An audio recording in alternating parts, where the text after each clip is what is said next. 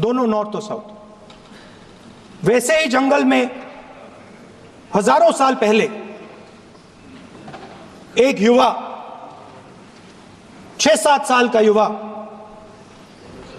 हर रोज सुबह उठ के 4 बजे उठ के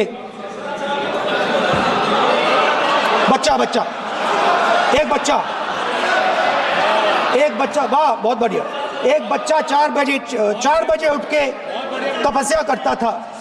हर रोज सुबह तपस्या, हाँ, हर रोज सुबह वो धनुष उठाकर तीर कमान चलाता था और घंटे उसने तपस्या की, सालों के लिए उसने तपस्या की।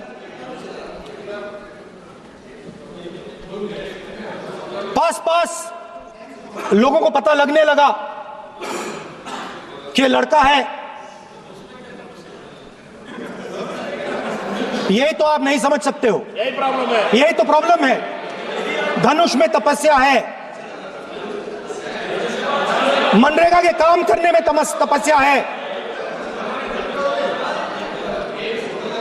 तपस्या का मतलब शरीर में गर्मी पैदा करना, समझिए, हाँ, तब का ये मतलब है, तपस्या का ये मतलब है।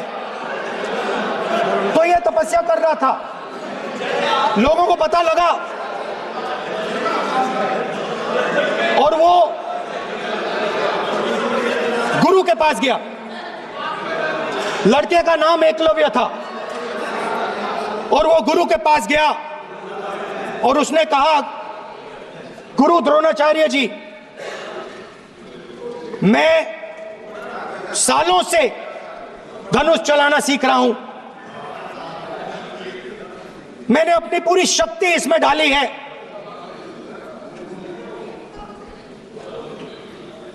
आप मेरी मदद कीजिए, आप मेरे गुरु बनिए। द्रोणाचार्य जी ने एकलव्य को कहा कि आप ऊंची जात के नहीं हो, आप ऊंची जात के नहीं हो, आप द्विजा नहीं हो, मैं आपका गुरु नहीं बनूंगा, यहां से तुम चले जाओ। और एकलव्य चला गया। फिर से एकलव्य ने तपस्या शुरू की, फिर से तपस्या शुरू की। कुछ साल बाद द्रोणाचार्य जी और पांडव उसी जंगल से निकले। एक कुत्ता भौंक रहा था, कहानी आपने सुनी है, सुना देता हूं। कुत्ता भौंक रहा था, अचानक कुत्ते की आवाज शांत हो गई। द्रोणाचार्य जी और पांडव पास गए और उन्होंने देखा कि तीरों के जाल में कुत्ता फंसा हुआ था। मुंह में तीर था एक, हाँ, मगर कुत्ता तीरों के जाल में फंसा था, एक तीर मुंह में थी, शांत था कुत्ता, मगर कुत्ते को चोट नहीं लगी। एकलव्य ने अहिंसा के साथ कुत्ते को शांत किया था। द्रोणाचार्य जी आते हैं और एकदम पूछते हैं, तुम्हें यह किसने सिखाया?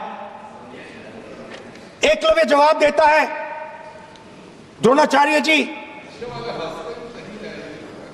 यह मैं सीखा हूं, मैंने तपस्या की है, घंटों मैंने प्रैक्टिस की है।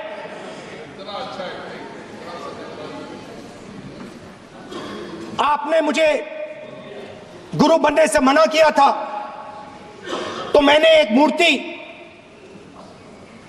मट्टी की मूर्ति सामने रखी और मैंने प्रैक्टिस की और मैं सीखा। द्रोणाचार्य जी खुश नहीं हुए। द्रोणाचार्य जी ने एकदम कहा, तुम्हें मुझे गुरु दक्षिणा देनी है। नहीं नहीं, ये आपकी स्टोरी है, ये आपकी स्टोरी है। मेरी स्टोरी है कि द्रोणाचार्य ने पूछा,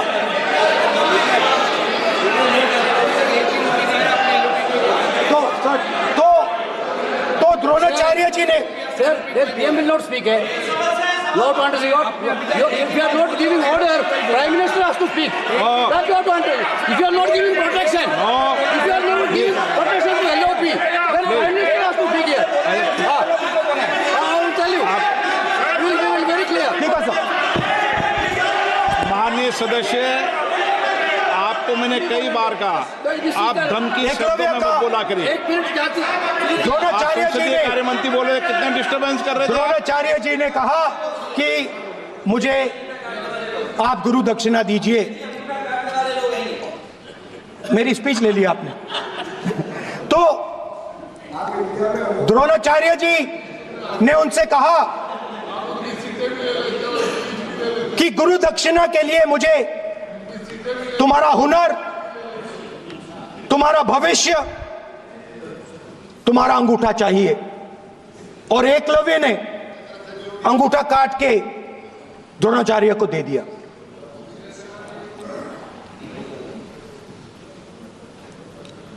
यह अभय मुद्रा है। इसमें कॉन्फिडेंस, स्ट्रेंथ, निडरता कहां से आती है? हुनर से आती है, इस अंगूठे से आती है। ये लोग इसके खिलाफ हैं। जैसे द्रोणाचार्य जी ने एकलव्य का अंगूठा काटा, वैसे ही आप पूरे देश का अंगूठा काटने में लगे हुए हो। आप जैसे ही एकलव्य का, जैसे द्रोणाचार्य जी ने एकलव्य का अंगूठा काटा, वैसे ही आप हिंदुस्तान के युवाओं का, जैसे ही एकलव्य ने,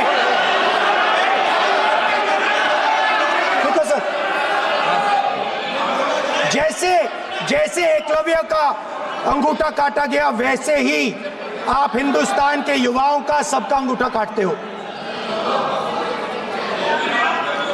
जब आप अदानी जी को धारावी देते हो,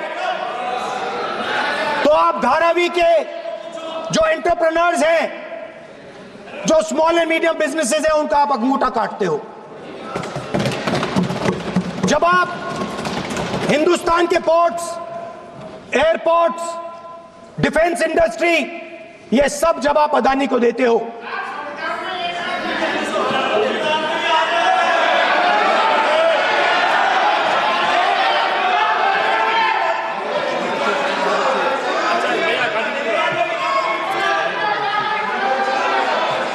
हिंदुस्तान के सारे जो फेयर प्ले बिजनेसेस हैं, जो ईमानदारी से काम करते हैं, आप उन सब का अंगूठा काटते हो जब आप अदानी की मदद करते हो।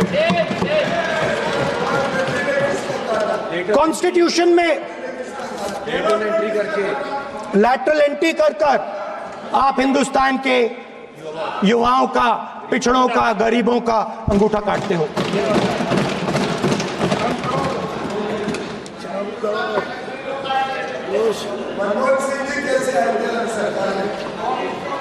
सर, स्पीकर सर, जैसे एकलव्य ने प्रैक्टिस की थी, वैसे ही हिंदुस्तान के युवा सुबह उठकर 4 बजे उठकर अलग अलग एग्जाम्स की तैयारी करते हैं। आपने देखा होगा, पहले हजारों युवा सुबह उठकर रनिंग करते थे, वेट ट्रेनिंग करते थे आर्मी में जाने के लिए। जब आपने अग्निवीर लागू किया, तो आपने उन युवाओं की उंगली काटी। जब आप पेपर लीक कराते हो, 70 बार आपने पेपर लीक करवाया है, तब आप हिंदुस्तान के युवाओं के अंगूठा काटते हो।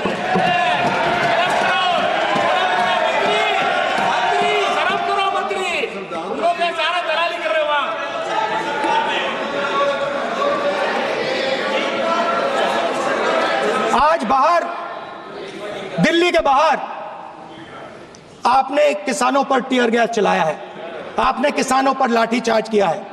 किसान आपसे एमएसपी मांगते हैं, सही दाम मांगते हैं, मगर आप अदानी को फायदा पहुंचाते हो, अंबानी को फायदा पहुंचाते हो और किसान का अंगूठा काटने का काम करते हो। देखिए हम कहते हैं अभय मुद्रा, हम कहते हैं डरो मत, आप कहते हो हम आपका अंगूठा काट देंगे। ये फर्क है। एक तरफ कौन सर बोलिए। मेरे कहना है कि हम एक मिनट प्लीज बैठिए, आप बैठिए, प्लीज बैठिए, आप बैठिए। आज हम भारत के संविधान की 75 वर्ष की गौरवशाली यात्रा पर कर रहे हैं और कर भाई ये चर्चा हुई थी कि हम संविधान की चर्चा करते समय उसकी उच्च कोटि की ये अपेक्षा है। आप स्पीकर सर, आप राष्ट्रपति भाषण नहीं है। कॉन्स्टिट्यूशन में कहीं नहीं लिखा है कि मोनोपोली होनी चाहिए। कॉन्स्टिट्यूशन में कहीं नहीं लिखा है कि पेपर लीक होना चाहिए। कॉन्स्टिट्यूशन में कहीं नहीं लिखा है कि अग्निवीर होना चाहिए। कॉन्स्टिट्यूशन में ये सब नहीं लिखा है, इसलिए मैं यहाँ रेस कर रहा हूँ। कॉन्स्टिट्यूशन में नहीं लिखा है कि हिंदुस्तान के युवाओं का अंगूठा काटना चाहिए, उनका जो हुनर है उनसे छीना जाना चाहिए।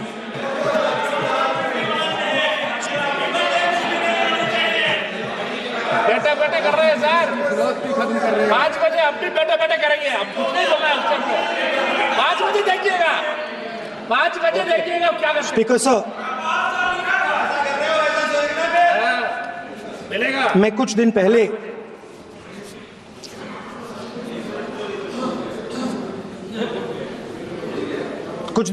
मैं हाथरस गया। कुछ दिन पहले मैं हाथरस गया। हाथरस में 4 साल पहले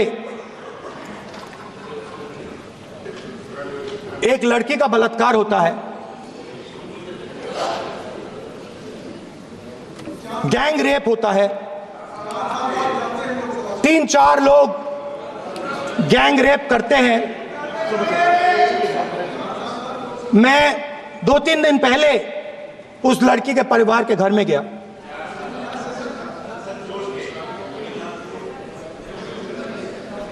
जिन्होंने गैंग रेप किया वो बाहर घूम रहे हैं और लड़की का परिवार अपने घर में बंद है। लड़की का परिवार बाहर नहीं जा सकता है। जो अपराधी हैं वो उनको रोज धमकाते हैं और वो बाहर घूमते हैं।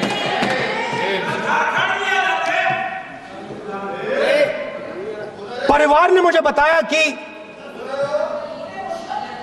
बेटी का जो अंतिम संस्कार था वो भी नहीं करने दिया और चीफ मिनिस्टर ने इसके बारे में खुलकर मीडिया में झूठ बोला है। ये कॉन्स्टिट्यूशन में कहां लिखा है? ये कॉन्स्टिट्यूशन में कहां लिखा है कि जो बलात्कार करते हैं वो बाहर रहे और जिसका रेप हुआ है, जिसके परिवार, उस परिवार को बंद कर दिया जाए? कहां लिखा है कॉन्स्टिट्यूशन में? ये आपकी किताब में लिखा हुआ है, मनुस्मृति में लिखा है, मगर कॉन्स्टिट्यूशन में नहीं लिखा। और अगर आप कहते हो कि यूपी में आपका राज है और वहां पे कॉन्स्टिट्यूशन नहीं लागू होता है, वहां पे मनुस्मृति लागू हो रही है।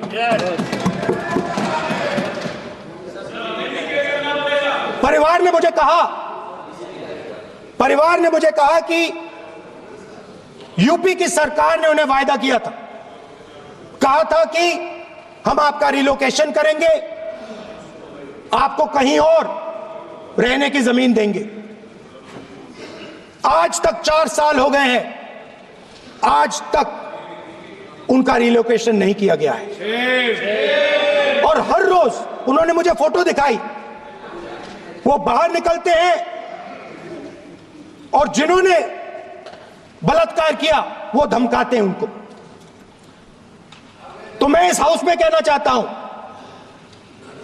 कि अंबेडकर जी के संविधान वाले लोग, इंडिया गठबंधन वाले लोग, हम सब मिलकर उस परिवार का रिलोकेशन हम करेंगे अगर आप नहीं करोगे तो। और हिंदुस्तान के हर गरीब व्यक्ति को हम ये कहना चाहते हैं आपकी रक्षा कॉन्स्टिट्यूशन करता है, और ये बीजेपी के लोग कॉन्स्टिट्यूशन पर 24 घंटा आक्रमण करते रहते हैं। कॉन्स्टिट्यूशन में लिखा है prohibition of discrimination on grounds of religion, race, caste, sex और place of birth. The state shall not discriminate against any citizen on grounds only of religion, race, caste, sex, place of birth, or any of them. Some days back, youngsters from Sambal came to see me. Innocent people, they had done nothing. They were just, वो बस पास में थे, 5 लोगों को गोली मार के हत्या कर दी। ये कहां लिखा है कॉन्स्टिट्यूशन में? ये कहां लिखा है कॉन्स्टिट्यूशन में? तो लिखा है prohibition of discrimination of grounds of religion. और जहां भी आप जाते हो, एक धर्म को दूसरे धर्म से लड़ाते हो, नफरत फैलाते हो। कहां लिखा है कॉन्स्टिट्यूशन में? कहां लिखा है कॉन्स्टिट्यूशन में कि एक धर्म को दूसरे धर्म से लड़ाना है? कहां लिखा है कॉन्स्टिट्यूशन में कि दलित परिवार को बंद करके अंदर रखना है और उनके अपराधियों को बाहर घूमने देना है? कौन से कॉन्स्टिट्यूशन में लिखा है? मुझे दिखाइए।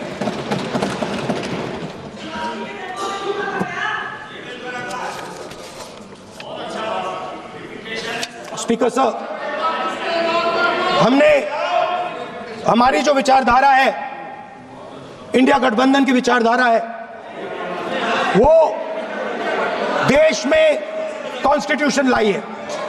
हम सब मिलकर कॉन्स्टिट्यूशन की रक्षा करते हैं। अंबेडकर जी ने कहा था,